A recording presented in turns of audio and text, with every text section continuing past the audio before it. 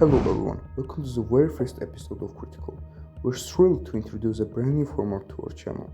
In this episode, we're going to dive into the story of someone who has mastered the art of manipulation, a person who presents himself as the way through his carefully crafted speeches and clever wordplay. Yes, we're talking about none other than Iman Gadzhi. Together, we'll uncover how Iman manipulates his audience and turns the most common information into perceived gold. Just a few days ago, Iman Gadzhi launched his latest event called One Thing, where he claims to uncover how the wealthiest people make their money. This event, broken into 4 parts, promises to reveal everything about how he earns his fortune, what tools he uses, and more. We got some critical opinions, not just about this event, but about Iman Gadzhi himself. We've analyzed his content, cut clips from his videos, and will present them to you today. Among the topics we'll cover is Andrew Tate's comment regarding Iman using his clips and photos in his videos. But there's more to the story. While Iman portrays himself as a successful and trustworthy figure, let's not forget his failed project, which raised questions about his intentions. Iman launched an NFT project called Gentleman's Croquet Club, which promised exclusive benefits like high-end networking opportunities and other perks. However, this project did not live up to the promises, leaving many people disappointed. On top of that, he said he would refund everyone, but there have been reports of refunds not being issued as promised. This has led to accusations that this project was more about making money for him rather than delivering real value to the people who invested. So what is Iman Gadzhi's seemingly nice and innocent persona truly hiding? Let's dive in and find out.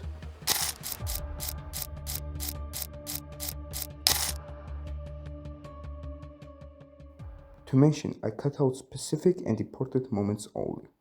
So let's analyze the first clip. The next generation of billionaires will not be created from what they're currently doing by leveraging code or capital. Rather, it will be by using this third type of leverage. And it's by taking advantage of this type of leverage that all of these ultra-rich young entrepreneurs literally shortcutted their way to success at such a young age, because they all know that there is one thing that is the most powerful way to create a competitive advantage in 2025. There is a new best way to make money in this new economy. This is the new money equation. That is how powerful this is. This is the one thing I use to sign my first client, start my first business, launch a clothing company, launch an eyewear brand, launch a sports drink, an e-learning platform, a mobile app, a software company. This is the one thing that every one of these new ultra-rich online millionaires are doing and have in common. So, what is this one thing? Well, instead of me telling you the answer, you tell me. Just look around. What is the one thing that everyone who's successful has in common these days? Myself, Patrick Bet-David, Alex Hormozi, Ryan Serhant, anyone at the top level in any industry online these days, what do they all have in common? What is the leverage that all of us use? You already know, because it's the very thing you're consuming right now. The third leverage is content. And this one doesn't even require explanation. You know what content is. YouTube videos, shorts, reels, podcasts, blogs, LinkedIn posts, tweets, and so on. This is the most powerful leverage of 2025. In this part, he talks about the importance of content in his life and also in the lives of other multimillionaires. But to be honest, it's like reading a book that many financial content creators have already recommended. They've been saying for years to use content as a source of income. Even Tristan and Andrew Tate have talked about the importance of personal brand, but it looks like Iman Gadzhi is late to the topic and once again is giving nothing new. And not just the recommendations. The self-exposing idea of his is stupid. No one here is dumb, come on. There were thousands of people who already knew that his digital products and personal brand were his main and biggest source of income. Now let's not dwell too long on that and move on another clip where he basically calls his audience stupid. Listen, I have all types of people watching me. I have beginners watching me. I have people who are making $10,000 a month watching me. I have people who are multimillionaires watching me. And what I realize is the majority of what I've been saying has been focused on the guy that's just starting out and wants to make his first few bucks. But by doing that, I left out a majority of people. So listen, if you want to make $10,000 a month with the least headaches possible, stick to an agency. I've been saying this for almost 8 years now, and I still stand by my word. Now, something else is also true. $10,000 a month will not provide you with the kind of lifestyle that you see these people living. And we both know that you don't want to hear me talk about agency anymore. You want me to talk about what I do to actually afford a Rolls Royce, to afford buying my mom a $4 million house cash. And most importantly, you want to know how I do it. Okay, let's analyze this first. If a multimillionaire or even someone who makes a 10k a month does not understand the value of personal brand, then I don't know what they're thinking. When it comes to a personal brand, it's everything: fame, power, opportunities. And you're telling me a multimillionaire doesn't know that? That's basically calling them dumb, nothing more. As I mentioned before, many people have already talked about the importance of personal brand, but I guess when you need to sell something to your audience, you just have to come up with anything. Let's be real here. Iman Gadzhi has become useless. There were some good pieces of advice in the past, but now you're telling your audience things they've heard way before. This video isn't for multimillionaires or even guys making 10k a month. I'd say this video is for someone who's never analyzed a single thing about business in their life. Like, how can you not look at Andrew Tate as prime example? Whatever he offers is instantly sold. Why? Because it's Andrew Tate. Or take Prime by Logan Paul and KSI. It's not even that good, and there have been a few incidents with the drink, but people still buy it. Why? Because it's from Logan Paul and KSI. It's simple. Once you build a name for yourself, you can sell almost everything. If you can't notice that, then I'd consider you dumb.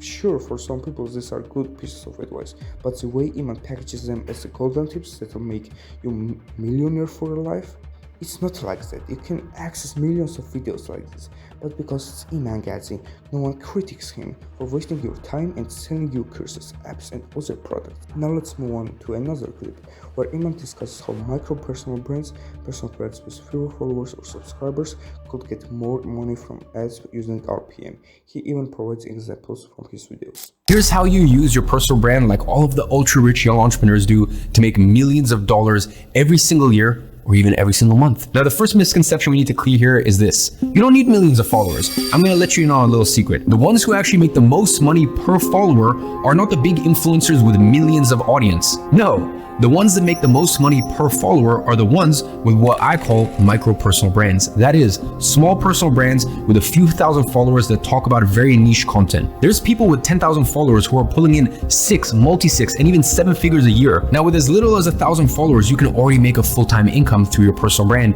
when you apply the methods that I'm going to teach you inside of episode 3. That's because we focus on attracting potential customers and not just simply followers. There's people making $2, $5, $10, even $20 per follower. I've seen upwards of $80, but that's an extreme example. I'll give you one of my own examples. A few years ago, I published a video that was a sales video. It did just shy of $2 million that week with around 180,000 views. Now, I know that those numbers might sound unrealistic at first, but let's do this. Just think about if I were just to cut 1 0 out of those numbers. So instead of 180,000 views, 18,000 views. You would have made $200,000 for a single video. And 18,000 views is very achievable. Now, here's the interesting part. A few years later, I published another sales video. This one in particular got 1 million views instead of 180,000 views, 5 times more.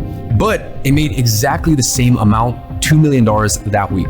You know why that happened? Because platforms have a metric they use to judge the quality of your audience base. They call it RPM. The RPM is how much advertisers are willing to pay for every 1,000 views on the ads that run on those videos. And when you have a micro personal brand, the platforms reward you with insanely high RPMs. The RPM on the video that got 180,000 views was $52. The RPM on the one with 1 million views was $11. So even though I was reaching 5 times more people, the buying potential of that audience was 5 times less. So at the end of it, I made the exact amount of money, even though I got 5 times the amount of views. All you need to start and grow a successful personal brand is to focus on a metric called watch time. Listen, number of views doesn't really matter. They have no correlation to how much money you're going to make. I'm telling you right now, you can get 1,000 views of the right people or 1 million views of the wrong people, or not enough time engaged with you, so the watch time is too short, and make the same exact amount of money. What matters is how long people watch your videos for, or how long did they read your posts for, your LinkedIn posts, your X posts, whatever it is. The math here is simple. A personal brand with 20 minutes watch time and 1,000 followers will sell more than a personal brand with 100,000 followers and an average of 1 minute watch time. This time, the information is valuable, but the expectations from Iman Gadzhi should be much higher. He's just using more words to make things seem more complex than they actually are. Like I said earlier, this information is so common you can search it up on YouTube and find thousands of videos like this. Like, here's an example. It's all the same, nothing different from other creators. Expect that this video is posted by Iman Gadzhi. Now in second episode, he continues to say the most common and well-known things, packaging them with extra words and examples to make it seem like you're watching code glazing at you. He talks about content, what you can choose, what you should focus on, etc. He says being professional in what you post is necessary and that you can make progress in your knowledge along the way. He even provides examples, nothing new, same old stupid nonsense. If someone doesn't know, then yeah, it's true, you don't have to be an expert in the beginning. But again, let's take me as an example. Maybe I don't know when crypto was created or why it was created, but with a little bit of research, now I've got a video about crypto on my channel. You can literally create a video and gain knowledge along the way. You don't need Iman to tell you that. The things have already been said before. In another clip, Iman goes into packaging, and this is where it gets even more obvious. You now have content. You have a plan to create a growth machine for your content. So you're only missing one pillar, and that is packaging. And for this one, you need to understand how growth works on any social media platform. You've probably asked yourself, how do you start a personal brand with 0 followers? Will anyone actually see my content? And most people, when they try to publish their first piece of content at 0 followers, they end up getting 0 views. You see, there's something huge that everyone misses. They think their videos are getting 0 views because it's not getting recommended at all. They think YouTube or Instagram or Twitter is simply not showing that video to anyone. But 9 out of 10 times, that is not actually the case. The truth is, the platforms naturally promote your content, even when you have no followers. And you can actually check this by taking a look at the amount of impressions instead of the amount of views. You see, although you're getting impressions, you're not getting any views, meaning the algorithm is showing it to people. It's just that no one's clicking on it. But how does that happen? You see, the algorithm of all social media platforms works exactly the same way, which is through something called fractional exposure. The algorithm shows your content to a small cohort of people, and then it evaluates 2 very specific metrics of your video on that small cohort, which is click-through rate and retention. That is how many people click on your videos out of everyone who got it recommended, and for how long do they watch your videos. And then it makes a decision based on those 2 metrics. If the content performs well, it shows it to more people. If it doesn't, it shows it to less and less people. And it keeps doing that over and over. And each step is exponential. The more He literally says your thumbnail and video title should be catchy, but instead of just saying that outright, he uses impressions and YouTube statistics, dragging it out into a whole system with lots of details. I'm not saying it isn't good, it's actually impressive how he explains it, but the issue is he's just transforming something simple into something overcomplicated to make it look more valuable. The truth is, people are just getting fed more and more manipulation, wasting more and more money on someone who is using knowledge they could get from a random YouTube channel with 2 subscribers. On YouTube's algorithm, Iman mentioned in episode 1 that micro-personal brands have big opportunities now. That's true. YouTube algorithm has changed to help smaller channels grow. It's no longer just about who you count. Now it depends on engagement. If your video has few views, but those viewers are engaged, leaving comments, likes, or even dislikes, then your video can still get recommended. Again, though this isn't groundbreaking revelation, Iman's just packaging it with examples and facts to make it look like gold. Let's move on to the next clip, where Iman shifts focus to his digital product. chilling by the beach, and my phone keeps lighting up with these Stripe notifications. $799, $799, $799. And these were actually coming from a small product that I literally put together in a few hours the week before I left. And I sat there and I started thinking about this. I'm sitting here enjoying a few drinks, watching these Stripe notifications pop up. And in the few hours I was there, I had made the same amount that one of my agency clients would have paid us for an entire month of work. But here's the difference, and this is very important. The agency client required hours of work from my team to fulfill. And don't get me wrong, it was great money. But f me, at a certain point, as I said, you hit a threshold with the agency where it just got so tough to maintain. Once again, 10K a month business, the best on earth. Past that, it starts to get tricky. And I just sat there thinking about what had just happened. Some random person came across one of my YouTube videos. And by the way, this is when my channel was still very small, by the way. They watched the video, clicked the link in the description, checked out the sales page, and decided by themselves that they wanted to purchase. They went ahead, purchased the program, and got instant access through my content platform. And all of this happened without me talking to them, without a sales rep, without customer support.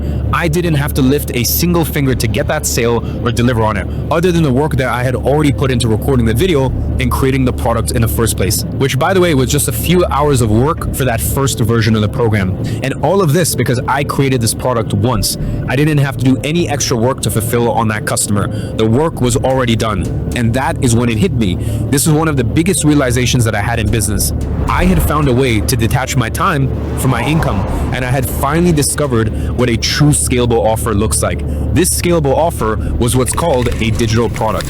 Listen, all these same people again, how are they all monetizing their personal brands? Digital products. Alex Hormozi, how did he make his money? He made his money with Gym Launch. Now, maybe a lot of you guys don't know this, and it was, kind of rebranded slightly and all that, but what is Gym Launch? It is a digital product on how to acquire clients for your gym that was sold in the format of coaching. That was all it was, and that's how he made nearly $70-80 million from that. Dan Coe, he has a book and a digital product. Luke Belmar, he has about a $400-ish digital product. Ryan Serhant has digital products. Now listen, maybe you might try to discredit these people or say, oh, but they're just online gurus. Well, even Ray Dalio, the founder of the largest hedge fund in the world, where does all of his content point to? It points to a video that sells his book. Not only his speech, but the entire video is designed to sell you the dream of what you could achieve. But what's the real motive? Does he genuinely care about his community, or is it about the money he's making from them by selling his digital products and services? Here's his spoiling people's promises of what they can have if they follow his steps, and of course use his tools too. This is just a sales trick. He's making it all about the money. Let's not forget that one of Iman's biggest income sources is his agency. Despite what he claims, Spencer Cornelia even did a video where he exposed that Iman's agencies never hits the 7 or 8 figure mark. So what's the secret behind Iman? Did he really make all that money with his agency, or did he use it as a stepping stone to build his personal brand and sell his products? Then in another clip, Iman talks about tackling topics you're not good at. He says to focus on single problem and look for solutions, whether from someone you know or from the internet. He talks about gathering methods from experts, synthesizing them, and turning them into a complete guide. This is when he desperately tries to sell you his AI tool called Synthesized AI. We want to make good money with as low as just a few thousand followers. And then some people will say, oh, but you can sell your low ticket MRR with paid traffic. Well, isn't it convenient that you're talking to the person who did this for years and years at my agency? My agency serviced InfoPro clients from 2018 to 2022. That's what I did for years. This whole info product growth operator concept, that's me. I did that for years. I'm the original person that did that. I did that from 2018. We used to help clients launch and scale digital products to 6, 7, and even 8 figures through paid traffic. Just so you understand how huge this is, before, if you wanted to sell your own high-ticket digital product, you would need a CRM, page builder, contracts, invoices, client onboarding, communication, tasks, notes and file management, and then Zapier to connect everything together. Just from these softwares alone, you would pay $3,245 a year minimum. And this is not one of those inflated prices. Oh, if you were to buy all of this in an offer with a bunch of shit that people would never buy. No. You need these tools to run your business, whether you like it or not. There is not a single person who actually makes money through their personal brand who's not paying for these tools.